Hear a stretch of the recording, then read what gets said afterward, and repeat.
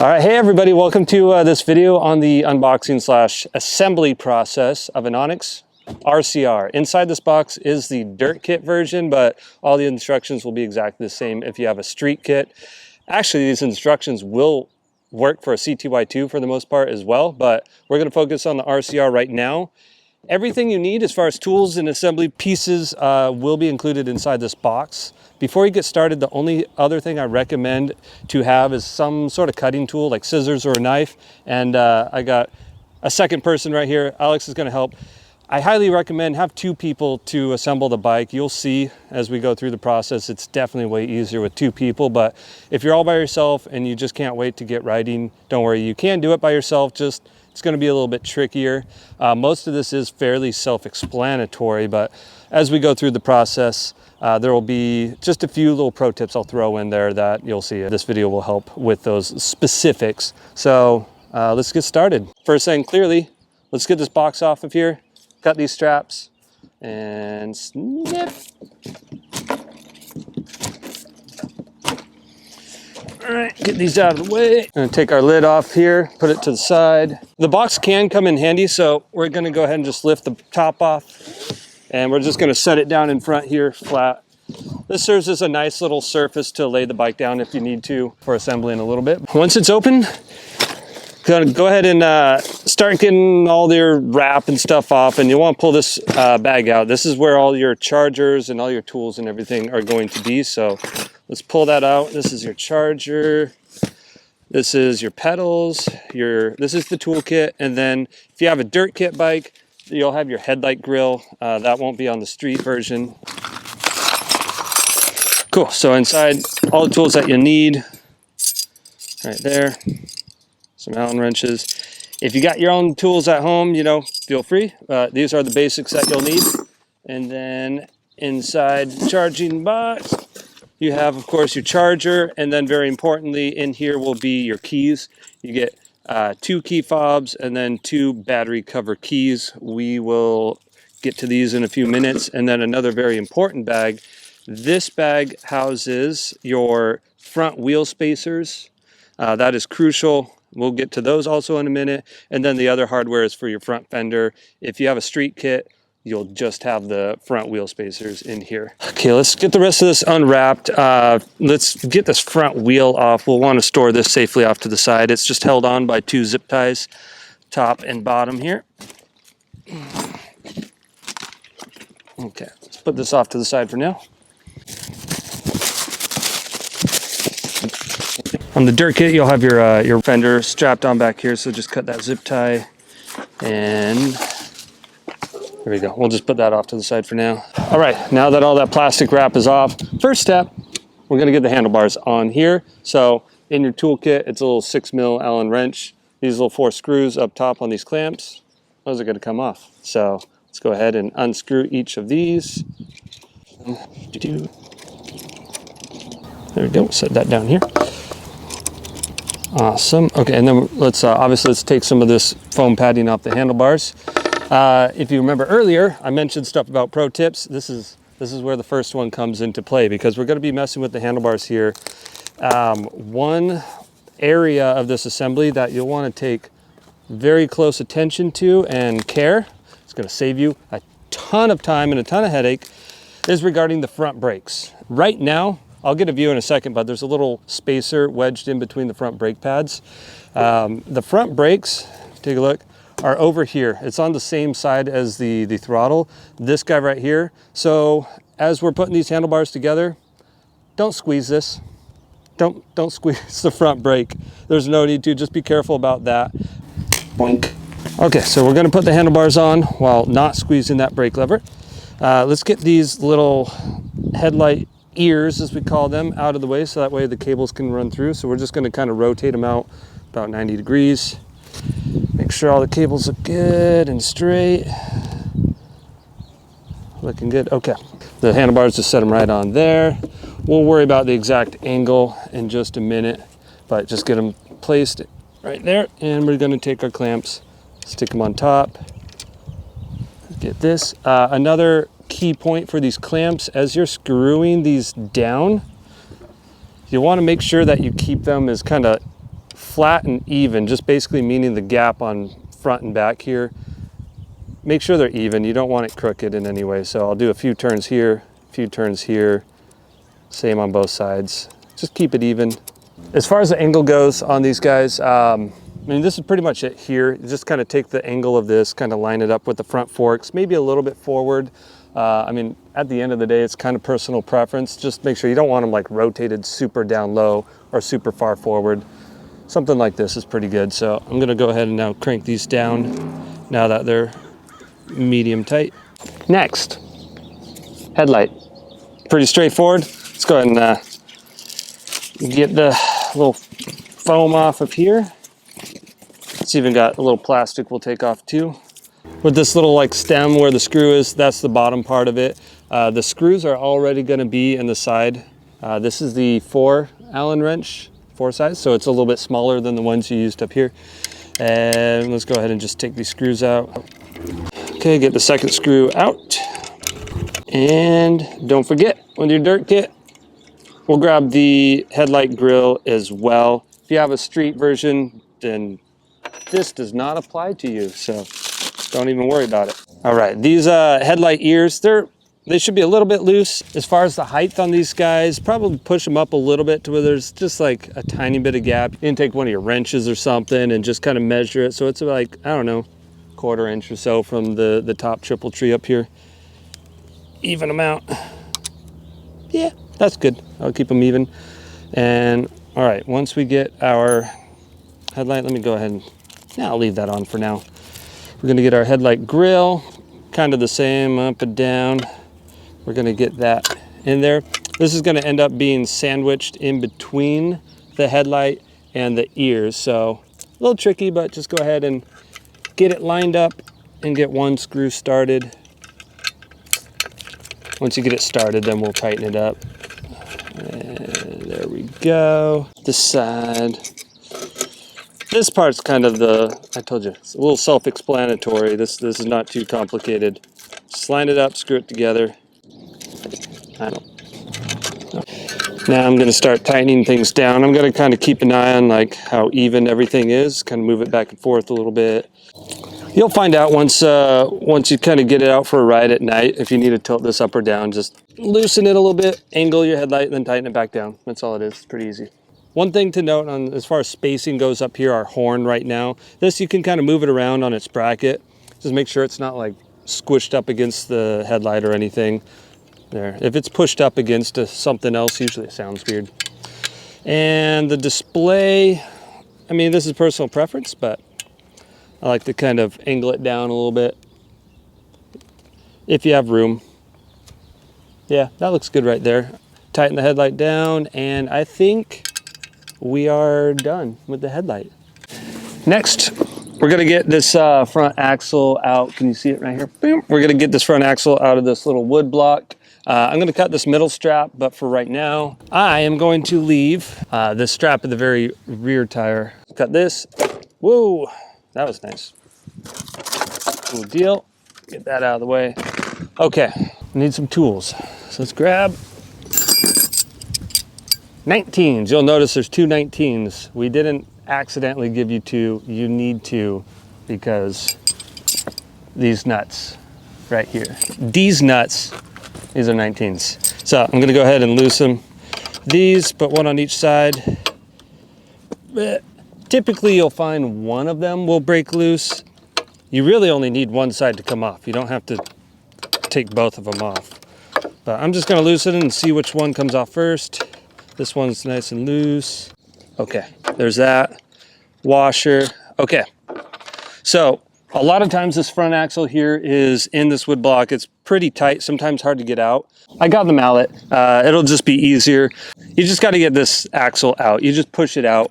I like giving the bike a little wiggle as I go. Makes it a little bit easier. It's going. If you need to, you can use one of your little Allen wrenches as like a little punch to kind of hit it through. There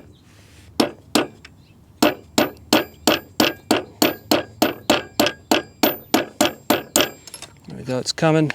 Eventually it gets a little bit looser. All right, I'm gonna call in my assistant now to help support the bike. If you could just kind of like pull up a little bit. There we go, kind of wiggle it. Ah, there it goes, it's coming out. Obviously the axle is a very tight fit in here, and it's supposed to be tight because you don't want any slack. And we are free, okay. All right, it is time for these spacers. Bam, and bam. Okay, you got two spacers. This is the small spacer. This is your big spacer. Perfect. Okay, we got that. Let's take a look really quickly. This is our front brake, and look right here. Can we see it? Let me zoom in. I want you to see this really well. Hopefully you can see that. There's one brake pad right there. This is a plastic spacer, and then you can see the other brake pad on the other side. This little spacer can come right out. It should be like that. If this is in there super duper tight, then there may already be some pressure built up in the system. As I mentioned earlier, don't want to be pressing on this brake lever to be building up pressure in there. Okay, back to these spacers. Let's take the little one. We got our front tire over here, so the side with the brake rotor. Your little spacer is going to go boink right there and just kind of sits flush right there. It kind of sticks in there a little bit, so we're going to leave that on the other side of the tire. Sometimes there's this little protective rubber piece. This actually is just for shipping. That don't need that. Okay, so now that we have that side, that spacer is on there. The large spacer will end up going on this side, but it doesn't like sit in there, so we're going to have to hold and place it in there as we insert the front wheel. This is the fun part. Now we are going to mount the front wheel. This is the part that is way easier to do with two people. The back wheel is still zip tied to this pallet right here. Alex is going to kind of lift up the bike, kind of pull it off to the side while I line up the front wheel and remove the spacer and put in the big spacer and get it on. If you're by yourself, you can just lay the bike down on its side, and you can just kind of slide the wheel and align everything yourself on your side. So that's another way to do it, but we're going to do it the two-person way because it's going to be a little bit easier. So now that I have the small spacer still in there, obviously the tire is going to go this way. Here's the brake rotor on this side, front brake on this side. The little black plastic spacer is still in here, so as soon as he lifts up the bike, I'm going to remove that spacer. This is the other kind of pro tip. Not building up pressure was the first one. Now, when I remove this little clip, you want to make sure that there's still enough gap between the front brake pads for this brake rotor to slide in between. If for any reason pressure is built up in the system and there's not enough room or enough gap, you can often take like a little flathead screwdriver or something like that, kind of wedge it in between the two front brake pads, twist and kind of press them apart. But just pay close attention as you're getting everything lined up, because what I'm going to have to do, get this front tire in here while Alex is holding the bike up. I'm going to get this aligned, get the brake rotor aligned in between the brake pads, and at the same time I'm going to take the large wheel spacer on this back side, and I'm going to kind of get it wedged in between the wheel and the fork tube on the other side. So just make sure as you're entering or you're inserting the wheel that this brake rotor doesn't bash into the side of one of the brake pads, because if you do that, the brake pad is going to get like popped out, or if you wedge this into the outside, it's just going to cause a lot of issues. So just take your time in this process and make sure that it goes nice and smooth. So you ready? Okay, he's going to lift it up. I'm going to pull out the spacer right now. Boom, came out nice and easily. So there's that. I see I have plenty of space in the middle there for the brake rotor to go through. I'm going to get my axle here ready. Going to get the spacer ready and go ahead and kind of lower it down a little bit. Oops, careful. There we go. Looking good so far. Yes, I got the brake rotor right in the middle. I kind of turned this little big wheel spacer a little bit diagonal, so that way as it comes together it pops into place. There we go. Nice. Oh, we're looking good. Okay, we're pretty much lined up. If you can just go a little bit up. Oh, okay. Bam, came through. Down a little bit. Yeah, we're just making sure it's just got to be perfectly aligned. We need to tap it a little bit. We're just making sure that the spacer, it's not into the spacer just yet. Come on, line it up, line it up. It's like getting a bullseye in there. Oh, I found the hole. Okay, cool. And the last hole to line up through, fork tube, come on. Line it up, line it up. Yes, it found the hole. It's going all the way through now. Sweet, all right, axle's all the way through. Cool, and now we can put the bike here, kickstand down, and continue. Okay, just a quick view. You see right here, this is the big spacer that I got wedged in, and the axle just has, as you're pushing it through here, it just has to kind of line up with that guy and then line up with this hole, and then it'll come all the way through. So now we just take our old washer and nut, put it back on there. Now, right now, this is just dry. There's no Loctite, but I'll tell you, anytime you have nuts like this on a bike, definitely want to use Loctite. It's like a red kind. You'll want to just put like a little dab or two on there. We're going to tighten this up pretty tight right now, so it should be solid, but definitely recommend using some Loctite on there. Now that they're kind of finger tight, it looks pretty even on both sides too. Oh man, everything's looking great. I'm going to take the two 19mm wrenches again, and let's go ahead and tighten these bad boys up. Again, right now there's no Loctite, but as soon as you can, definitely add some Loctite on here. Highly, highly recommended. Ah, yeah, a little tighter. I'm gonna get them just nice and tight by hand here. Now, if you have a torque wrench, once you add that Loctite, use a torque wrench. We usually torque it to 80 Newton meters is the official rating. That is all in the owner's manual online. All right, front tire on. We are almost there. We're gonna grab our pedals, and we're going to go ahead and install those really quickly. This part's pretty easy. You just need the that 15mm wrench that came with the kit, and let's get those installed real quick.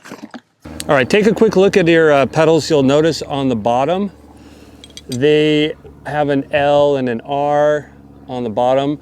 Take a guess what those stand for. Wrong. They stand for left and right. So as you're sitting on the bike, so I got the left one right here. The left side is backwards to usual threads, so they each rotate forwards. So this one is basically reverse threads, so don't let that mess you up. The left pedal is reverse threads and the right pedal is regular threads. So I'm going to rotate this a little bit. Make sure not to cross thread them or anything. Grab my 15mm wrench. Obviously just tighten this up. All right, that one is tight, done, and then just do the right side. You can even do it like this. This looks cool. Rotate backwards and it just does the work for you. There we go. Okay, really quickly for the dirt kit owners, we're gonna install the front fender really quickly. Actually, Alex is. I'm just gonna narrate while he does it. In that package where the wheel spacers are, I think you should have like 2 bolts. Typically you should use 4. But you can mount this with 2.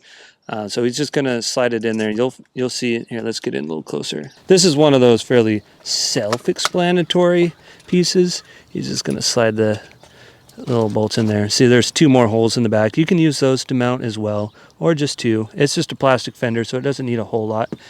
And then he's just gonna get the washer and the nut and just get it lined up underneath and get it screwed on. Okay, we are almost done. Last bit, battery. We got to plug it in because the battery is not plugged in when we ship the bike for, you know, safety and all that. I wanted to note too that I have like a pro tips video that I made about the RCR. I'll link it in the description. 100% definitely watch that video. I cover all the specifics on the operation, on the key fobs, how to properly remove your battery cover, do your voltage, a lot more information about battery and just all sorts of great stuff. So watch that. But right now, all I'm gonna do is just pop open this battery cover and we're gonna plug in the battery. So, there we go. Okay, so you're gonna locate the 2 red connectors. Here's one. Yours should have like a little bubble wrap around it for protection. This is coming from the battery, and Here's coming from the bike. Check it out. There's plus, minus, plus, minus. It can only go in one way. So we're gonna plug it together. Don't be scared. There's gonna be a little pop. Here it comes. Boom. Wait for the chirp. There it is. That's a great sign. So we're gonna go ahead and tuck this back inside here. Perfect. I'm gonna take this off. Ooh, pretty. All right. Key fobs are gonna hit that lightning bolt button twice. Once, twice. Chirp. That's great. And make sure this is on. Oh my God, the power's on. We are ready to ride. So let's put this cover back on. Okay, one last tip. You see down here, let's back out so you can see where we're looking. In front of the battery, okay? You see these little green connectors? This has to do with sport mode. So if you just put this all together, you'd be like, hey, where's my sport mode? I can't go into sport mode. You gotta connect all these. Yeah, let's go ahead. For this purpose, mine are way down there. I'm gonna pull the battery out so this is easier. Your bike, you might not have to do that. So really quickly, I'm gonna disconnect our battery. Gonna unstrap it. I'm gonna get the charging cable pulled out.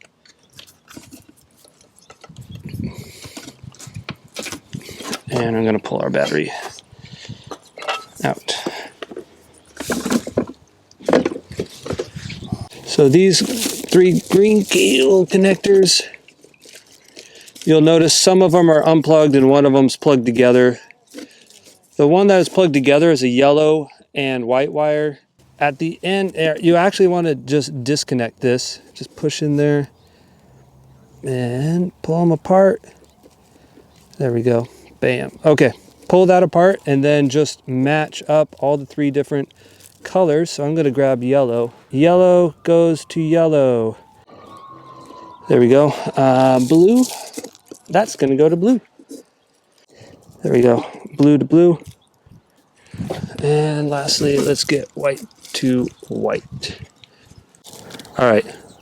Now all 3 of those are connected. You have now enabled sport mode. All right, battery cover on. And you know what? Congratulations to yourself. You've done it. You are done. Now, time to ride this bad boy. Have fun, be safe. And now I ride off into the sunset. Goodbye.